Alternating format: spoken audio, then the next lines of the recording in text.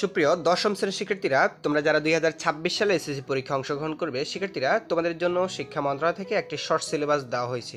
এটার আলোকে তোমাদের পরীক্ষার প্রশ্নপত্র তৈরি করা, অর্থাৎ অধ্যায়গুলো যেগুলো নির্দিষ্ট করে দেওয়া হয়েছে এই অধ্যায়গুলো থেকে তোমাদের প্রশ্নপত্র তৈরি করবে। সো এখানে অধ্যায়গুলো দেখার পূর্বে আমি তোমাদেরকে একটা বিষয় ক্লিয়ার করে নিচ্ছি। তোমরা অন্যান্য সাবজেক্টগুলোতে কিন্তু লিখিত 100 মার্কেরই পরীক্ষা দিবা, বাট এই সাবজেক্টে তোমাদের লিখিত হবে 75। সেটা কীভাবে?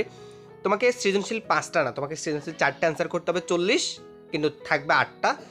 এরপরে তোমাকে সংক্ষিপ্ত প্রশ্ন থাকবে, 60টি, তুমি সেখান থেকে 5টা অ্যান্সার করবা, 10 মার্ক। কত হলো? 40 আর 10 50, আর 25 হবে তোমাদের বহু নির্বাচনী প্রশ্ন।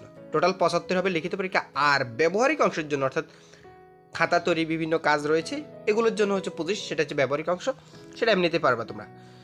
তো দেখো এখানে তোমাকে যে অধ্যায়গুলো পড়তে হবে আমি সেটা প্রথমে তোমাদেরকে দেখে দিচ্ছি। যেমন এখানে তোমরা প্রথম অধ্যায় পড়বা গৃহ ব্যবস্থাপনা, পঞ্চম অধ্যায় পড়বা, ঠিক আছে, এই যে গৃহের অভ্যন্তরীণ সাজ।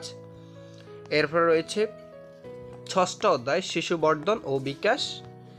এরপরে রয়েছে সপ্তম অধ্যায় শিশুর বিকাশ ও পারিবারিক পরিবেশ। এরপরে রয়েছে একাদশ অধ্যায় খাদ্যের পরিপাক্য খাদ্য ও পরিকল্পনা। ত্রয়োদশ অধ্যায় খাদ্য প্রস্তুত পরিবেশন। এরপর হচ্ছে পঞ্চদশ অধ্যায় পোশাকের শিল্প উৎপাদন ও শিল্পনীতি।